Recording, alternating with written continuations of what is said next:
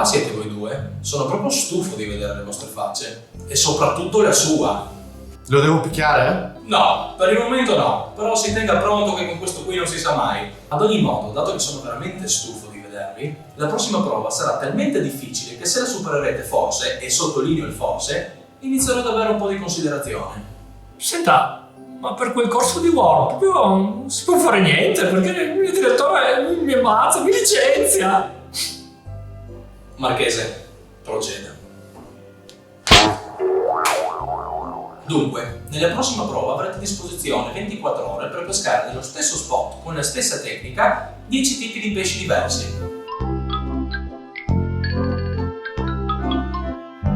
Qualche domanda?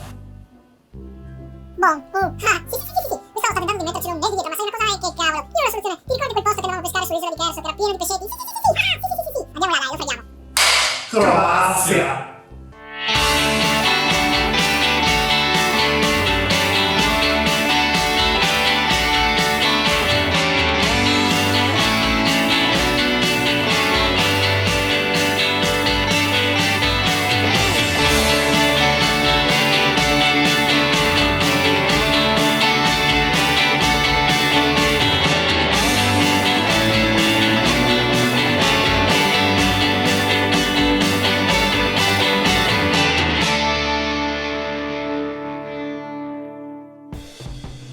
Ciao a tutti amici della Gudo Terror. Questa nuova prova per diventare un pescatore della domenica ci porterà oltre confine, nella ridente terra istriana.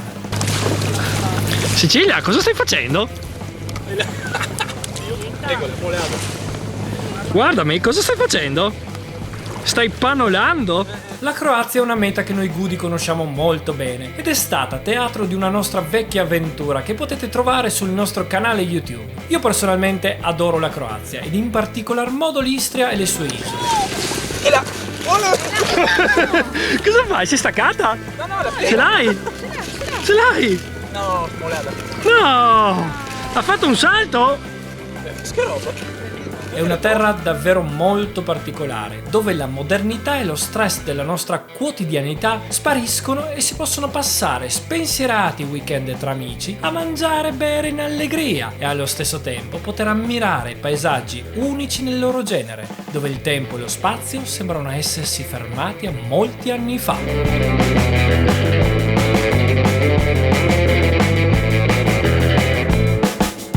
E che pescate amici! Qui si possono praticare davvero molte tecniche, dal rock fishing alla pesca d'altura, o nel nostro caso la pesca bolognese dalla scogliera o la pesca a fondo. Nella nostra precedente avventura abbiamo scoperto un paesino unico, di cui conserverò sempre un ricordo stupendo, pescando branzini dalla scogliera in un mare perfetto, limpido e cristallino, davvero diverso dall'alto mare Adriatico del nostro Friuli a cui siamo abituati.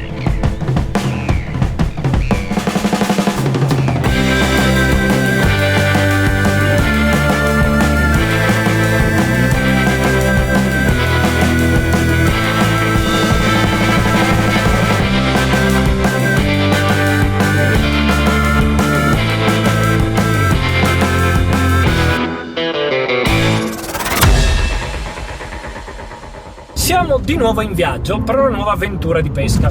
Ci stiamo dirigendo verso l'allegro paesino di Rabac, in Istria, Croazia.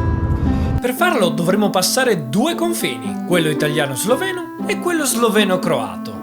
La strada non è molto lunga, sono circa 2 ore di macchina, ma come sempre, quando un pescatore della domenica parte per una vacanza di pesca, forze maligne si mettono in moto e non possiamo far altro che subirne la violenza. È sempre così. Devo andare in vacanza. Forse una pesca. Ma per fortuna Rabac c'è sempre il sole, o quasi, in men che non si dica eccoci arrivati. Ora però c'è da superare la prima prova estrema, reperire la licenza. E inizia come sempre il solito calvario per recuperare la licenza di pesca. I primi 3 uffici turistici erano chiusi, l'unico che è aperto in questo momento c'è il cartello torno subito. Ma qua siamo in Istria, siamo in Croazia e torno subito assume dei significati alle volte un po' troppo vaghi. Vabbè dai, andiamo a prenderci un caffè così nel frattempo vi spiego come funziona. La licenza in mare per la Croazia costa 60 kune per un giorno o 150 kune per 3 giorni, circa 20 euro, e si può acquistare presso gli uffici turistici o online da questo sito con carta di credito, soluzione che vi consiglio caldamente proprio per evitare sorprese. E infatti, come volevasi dimostrare, dopo il caffè, dopo la camminata, sono passati 45 minuti e non è ancora tornato nessuno. Non possiamo fare altro che ammazzare il tempo con un giretto in Trznica, il mercato locale, e visto che siamo qui andiamo a farci anche un giro in pescheria, così, tanto per non perdere di vista il nostro obiettivo primario. È ora di cominciare finalmente a pescare. Il nostro target di oggi non è il Big Fish. La sfida è catturare 10 specie di pesci diverse nello stesso spot. Un'impresa complessa lungo la costiera triestina, molto più semplice qui, dove un mare ancora ricco ci permette di effettuare catture di ogni tipo, anche da riva.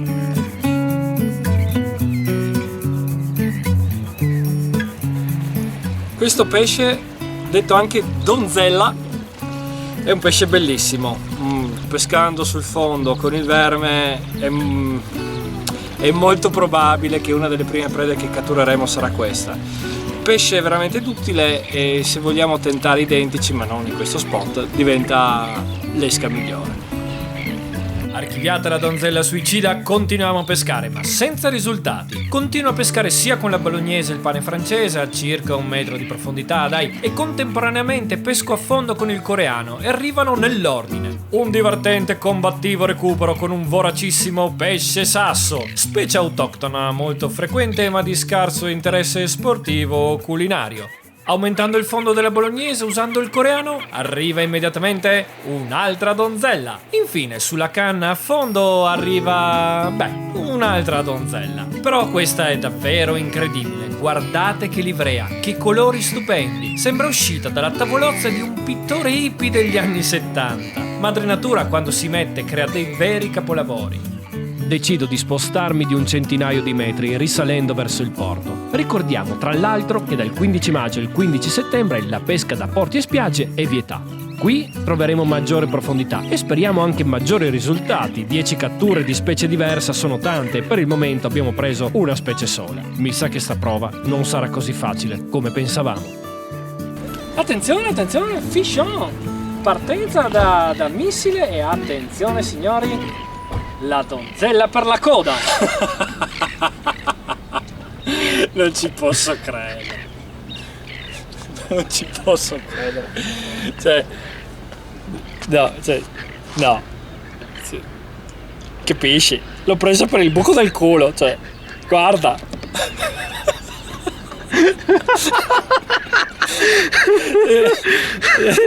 Io non ho parole. Forse è meglio che cambio esca. Mi sa che il coreano è proprio il massimo.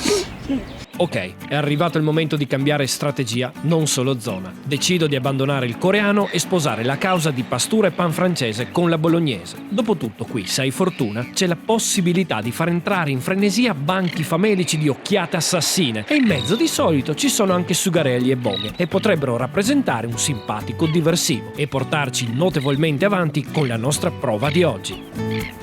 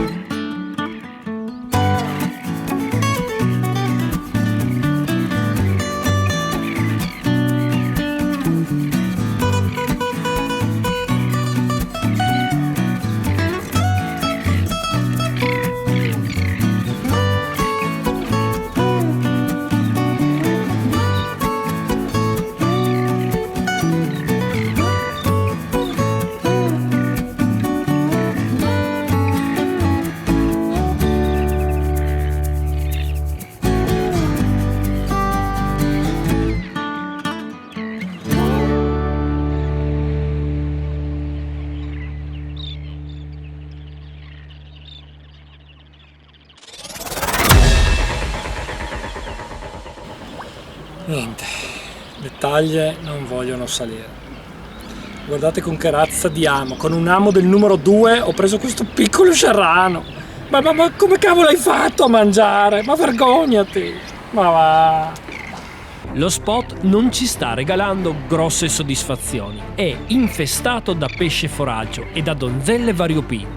Se pesco in superficie, catturo pesciolini. Se pesco sul fondo, catturo donzelle. Ma finalmente, anche il sesto partecipante alla nostra sfida si presenta in tutti i suoi colori.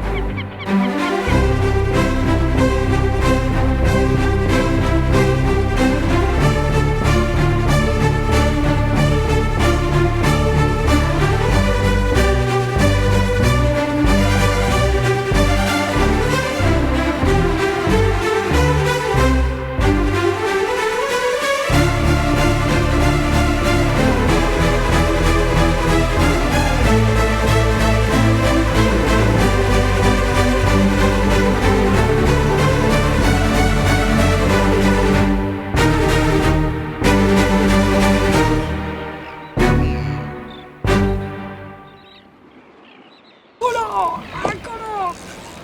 Mamma mia! In fondo.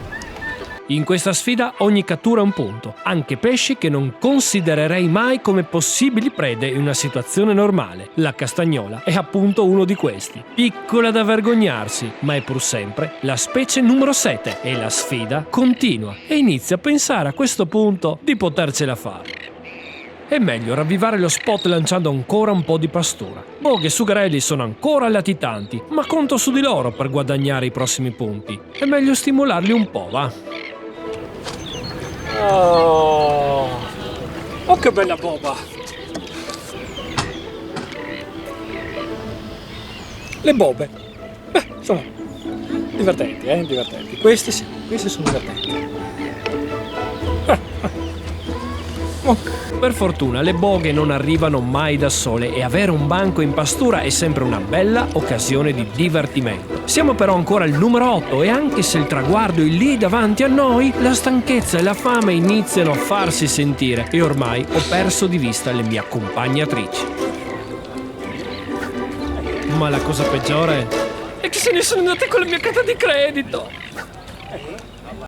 Mentre qualcuno si dedica alla gastronomia locale assaggiando piatti tipici come il prosciutto istriano o una gustosissima pasta allo scoglio, le tenebre calano su di noi e tutto attorno a me però prende vita. I turisti iniziano la loro passeggiata per digerire luculliani pasti serali e io sono ancora qui, solo come un cane, pieno di fame e per giunta il pesce continua a non voler collaborare. Meno male che i rinforzi arrivano portandomi una misera pizza da sporto.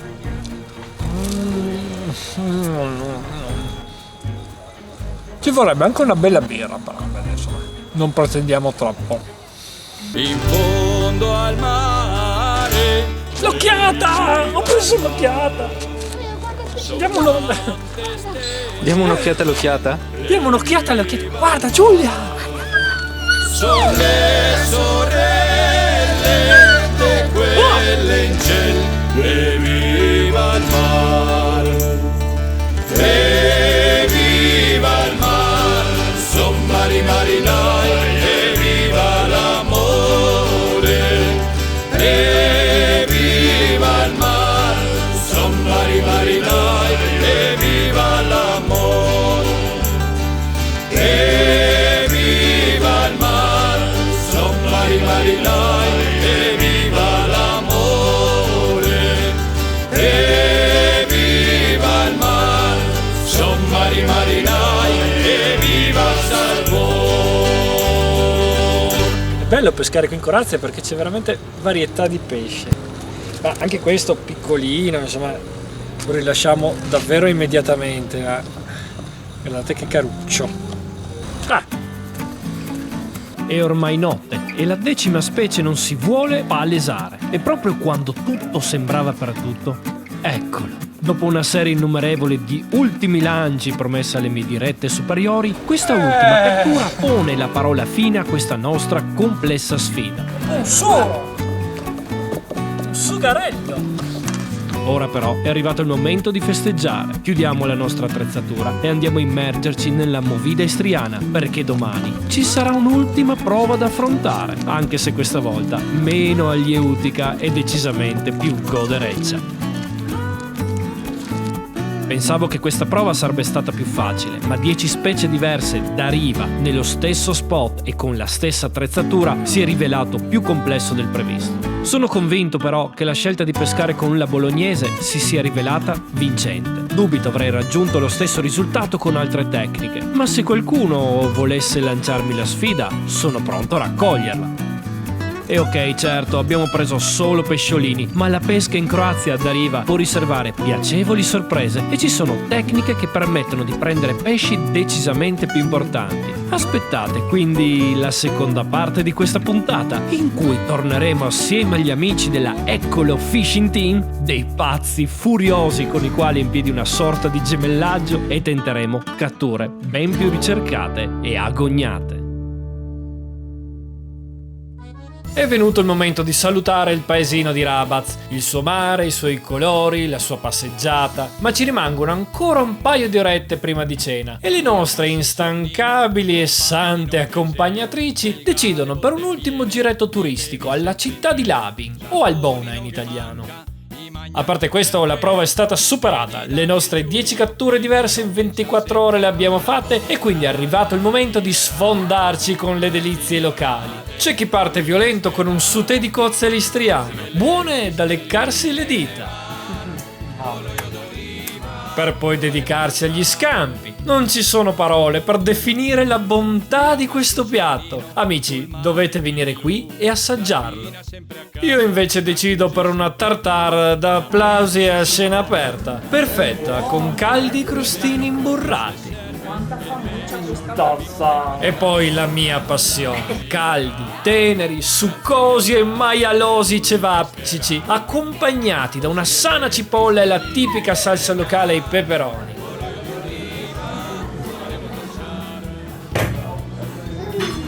E con questa posso proprio dirvi ciao, alla prossima puntata. E le palacinche? Dove le mettiamo? Ah, che meraviglia! Pum, pum, pum. E quando lavora arriverà, Brantini orate lui pescherà, così che le pistelline del mar, con l'olio d'oliva dovremo tocciare. E il Nino tira dritto e fa quel che il volù, e no che frega un tubo se la bottega ha bevuto. La porta sempre aperta, amici qua e là, il ha un cuore d'oro e questo lui lo sa. E quando lavora la riva.